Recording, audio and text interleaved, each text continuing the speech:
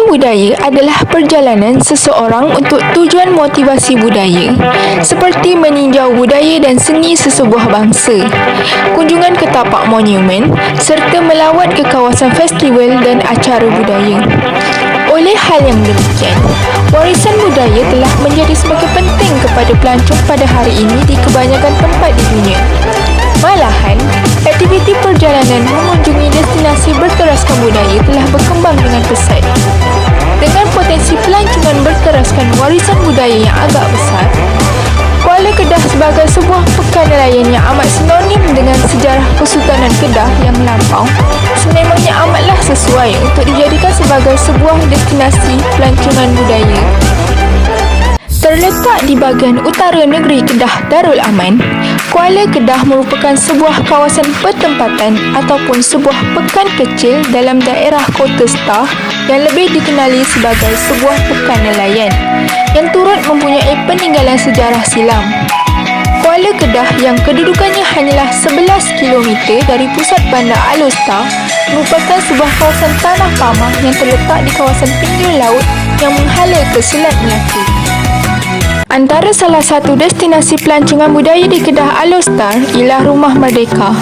Rumah Merdeka yang terletak berhampiran Sungai Anak Bukit diberi nama oleh almarhum Tunku Abdul Rahman Putra pada tahun 1954 yang digunakannya sebagai tempat untuk merancang strategi politik pada pilihan raya umum pada tahun 1955, 1959, 1964 dan juga pada tahun 1969. Selain itu, Rumah Merdeka juga adalah sebagai tempat berkumpulnya ahli keluarga beliau di Jalan Putra Alor Star.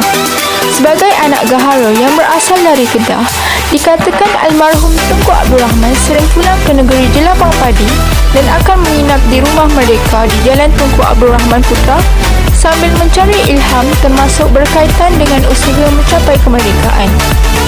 Pada asalnya, tapak rumah ini pernah dimiliki oleh Cik Manjalara, bonda yang teramat mulia Tunku Abdul Rahman Putra, yang dimasyhurkan sebagai bapa kemerdekaan dan bapa Malaysia.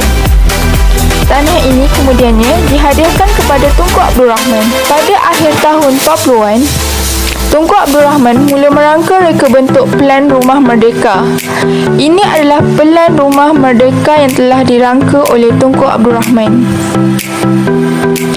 Apabila pembinaan rumah ini telah siap, rumah ini merupakan antara rumah tercantik di Alor Star. Semasa pendudukan Jepun iaitu pada tahun 1942, Tunku Abdul Rahman telah membina sebuah rumah papan di atas tanah ini. Rumah papan ini dikenali sebagai Rumah Jalan Baru.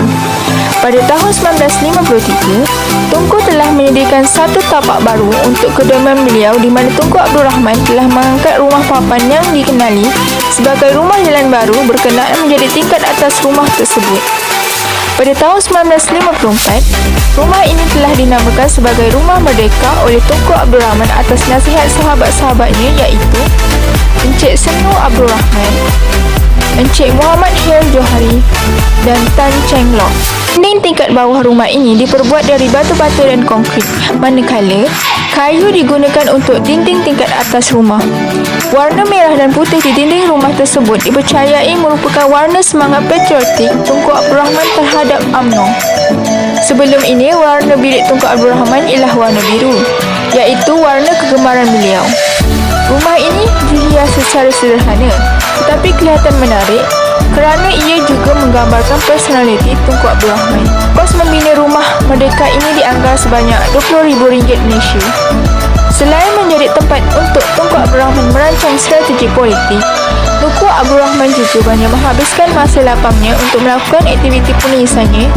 Antaranya, Tunku Abdul Rahman telah menyiapkan skrip filem radio Bersum dan Mahsuri di rumah ini. Baiklah, sekarang jom kita menelusuri di setiap sudut di dalam Rumah Merdeka. Sekarang kita berada di ruang yang pertama iaitu ruang tamu.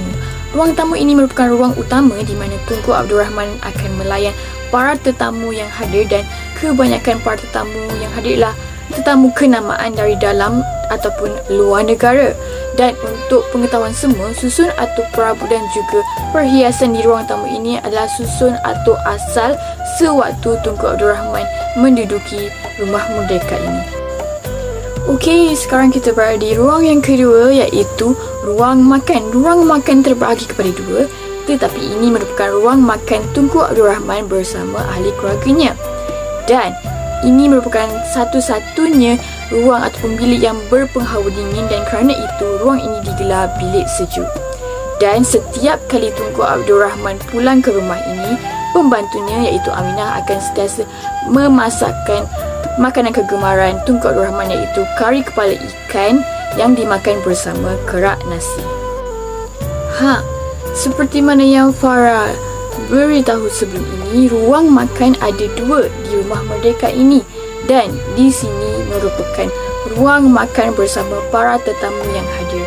Dan di ruang ini juga merupakan ruang di mana Tunku Abdul Rahman akan berbincang bersama rakan seperjuangan mengenai ataupun berkenaan dengan strategi yang berkaitan dengan politik.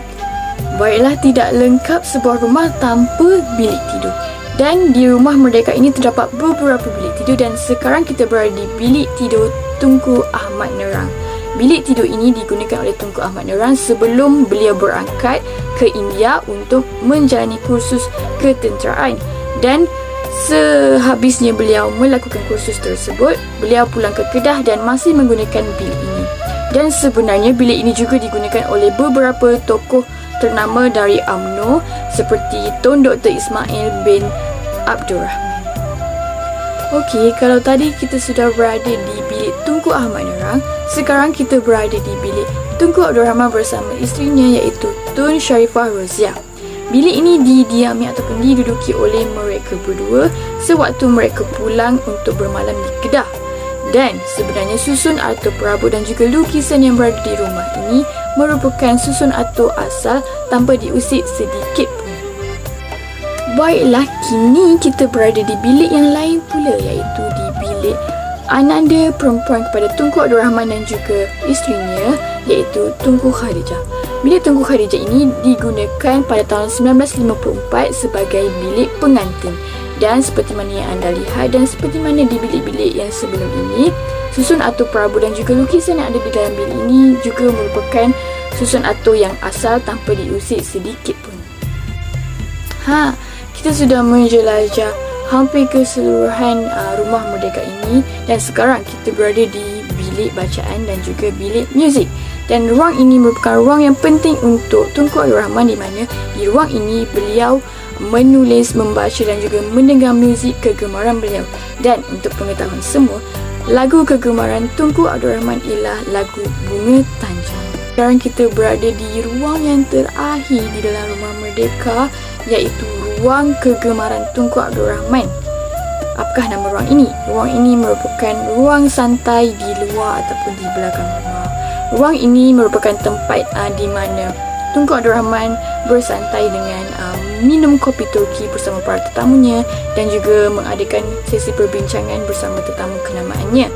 Dan ruang ini juga merupakan ruang yang menyaksikan peristiwa bersejarah, iaitu rundingan awal untuk menamatkan konfrontasi Malaysia-Indonesia pada waktu itu. Baiklah, anda telah pun mengetahui serba sedikit tentang Rumah Merdeka di Alustar Kedah, dan ini merupakan salah satu destinasi pelancongan kebudayaan di negeri Kedah Darul Aman. Ada satu je ke destinasi pelancongan kebudayaan yang ada di negeri Kedah ini? Semestinya tidak. Dan destinasi pelancongan kebudayaan yang seterusnya akan diberitahu dan diterangkan oleh Kaid, Syikin dan juga Syaz. Jadi nak tahu apa destinasi seterusnya? Jom kita tengok.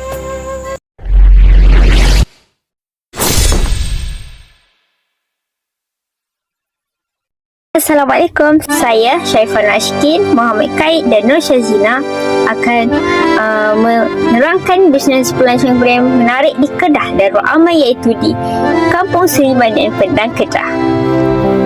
Kampung Seri Bandar Padang, Kedah ini menggunakan seni bina kediaman Melayu asli yang lazimnya berdinding kayu serta beratap nipah atau rumbia yang kini semakin ditelan zaman. Hal ini demikian kerana kebanyakan rumah yang kita dapat lihat dikerjakan dengan binaan konkrit berbumbung genting yang lebih gah dan eksklusif. Tidak keterlaluan jika mengatakan bahawa mungkin ada generasi muda yang langsung tidak pernah melihat dari dekat keunikan seni binaan tradisional yang biasanya didirikan dengan hanya menggunakan kayu atau buluh.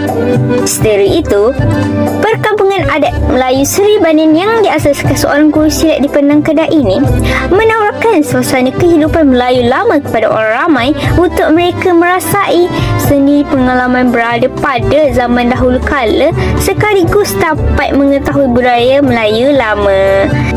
Berada di perkampungan ini terasa seperti berada di zaman Melayu silam. Dengan binaan Melayu dari kayu, berdindingkan kelarai dan beratapkan rumbia sambil menikmati hidangan makanan pasti mengembalikan nostalgia.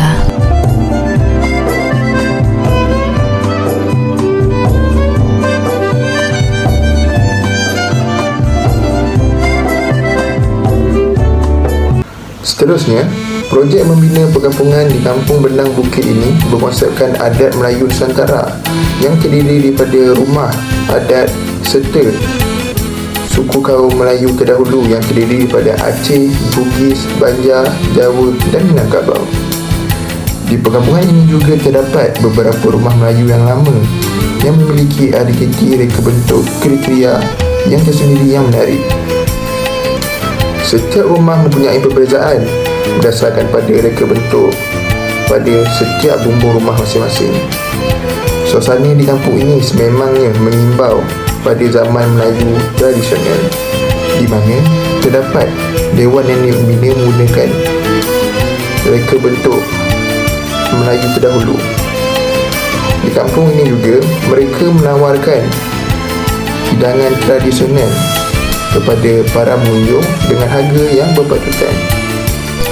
Beberapa rumah seperti ada kerosakan, namun tidak menjejas untuk kita menjejaki dan menikmati keunikannya. Suasana yang tenang seperti berada di kampung membuatkan semua pelancong yang hadir ingin menetap di Kampung Seri Banian.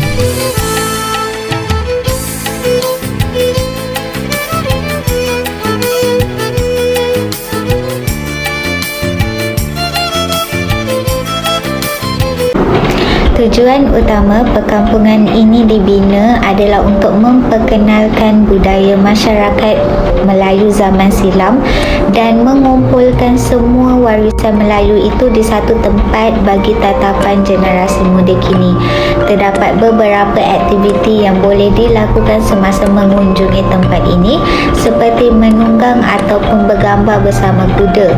Selain itu, pengunjung boleh merasai hidangan makanan Melayu Nusantara yang istimewa seperti sate anta berahi dan sate meranging.